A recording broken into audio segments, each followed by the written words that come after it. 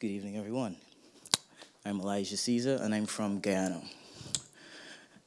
As a kid, I was told to be seen and not heard. Why can't I be like this person or that person? And I couldn't dare to be different or what wasn't perceived to be normal. And this was hard to do because look at me. I can't be in the shadows. I can't pretend to be what I'm not. And this started a cycle of violence in my life. So day in, day out, I would be woken from my sleep with licks. We call it licks. Is when you beat your kids. So my mother would wake me out of my sleep with lashes on a mission to either to beat me straight or have me dead. I rather a dead child than a gay child was the tauntings I heard every day. She incorporated my siblings into the beatings. So a lot of times it was me against them, and I'm always the problematic one. I look for it. It's my fault. I can't look at the TV. I can't touch the food. Everything that I do is measured and looked upon.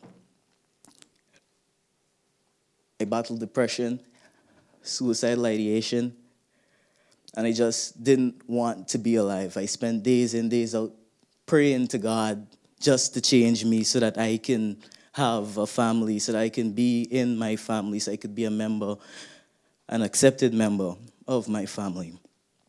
But today I stand here. I don't speak to my mother. I rarely speak to my father, but he's there. He's like the parent that I still have, though he's not entirely supportive. He tries. He tries, as most fathers do, as most Caribbean fathers do. They don't necessarily talk about their problems or discuss anything. They're macho men. I know that he loves me, and probably my mother loves me too, but she doesn't know how to love a queer child. Being trans isn't something that is known throughout the Caribbean. When it came time to choosing careers, at this time I was still living with my parents. I wanted all my life to be a soldier. I wanted to be a cadet officer. I wanted to be in the army. But my my parents said, they can't have a kid in the army. So as a means of feminizing this little tomboy child, let's make Aaliyah do nursing.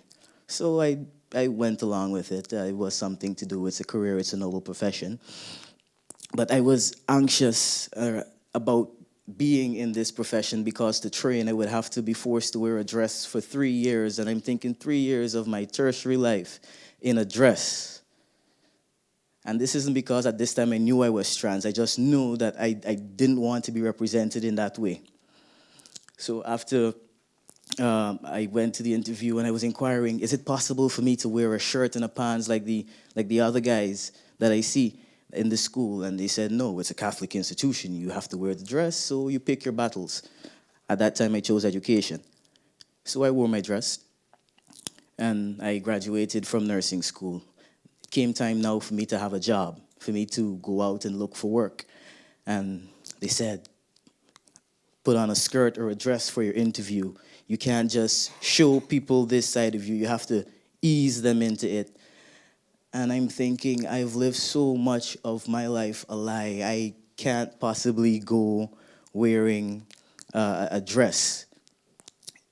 So I put on my shirt, I put on my dress pants, and I went to my interview. And in the interview, they were calling me sir, and I was feeling good. And then they look at the application and they see, no, this isn't a sir. But still, I got the job. I'm there and I'm working. I at that time I started out wearing the female uniform, and I was okay with the female uniform because it wasn't like clear that it is a female uniform, a shirt, a scrub top, and a scrub pants, and that was okay for me. But annually they changed the uniforms, and they were changing it to this pink scrub top. At the time they were deciding that it should be pink and with a bow at the back, and I'm thinking, hell no. I am not wearing that. So for 2 weeks, I was in so much distress, thinking, and I can't even function at work at the mere idea that I would have to wear this pink scrub top. And I would have started my transition. So facial hair, your voice deep, people already calling you sir, to see you in a pink scrub top. That wasn't gonna happen. So I would have voiced this to one of my coworkers, and she said, if you don't speak up, I'm gonna speak for you. So the tailor came to take the measurements, and only the female staff had to be measured. All the other guys either went small, medium, or large. So I got up to the tailor, and he takes one look at me, and he says, "You're a medium." I'm like, "Yeah, medium." And I left as quickly as I could. Because I'm getting medium, this means that I'm getting the male uniform. So 2 days after, my assistant matron, she came up to me and she said, "We're changing the uniform, and I don't know if you'd feel comfortable in the uniform for the women, so how would you feel about wearing the male uniform?" And I'm just standing there thinking, this is somebody asking me what I want to wear? Like, I have a say. I said, yes, the male uniform, yes, thank you, please, and thank you so much. And come January 1st, I started wearing my all black uniform that I waited so anxiously for, and I was so proud to wear. And I would not have been given the chance to wear that uniform had I went to that interview in that skirt and I had been silent. I would not have been given that opportunity if I did not stand firm in who I was. Had I not found the strength by getting involved in activism, I would have been washed away like everybody else.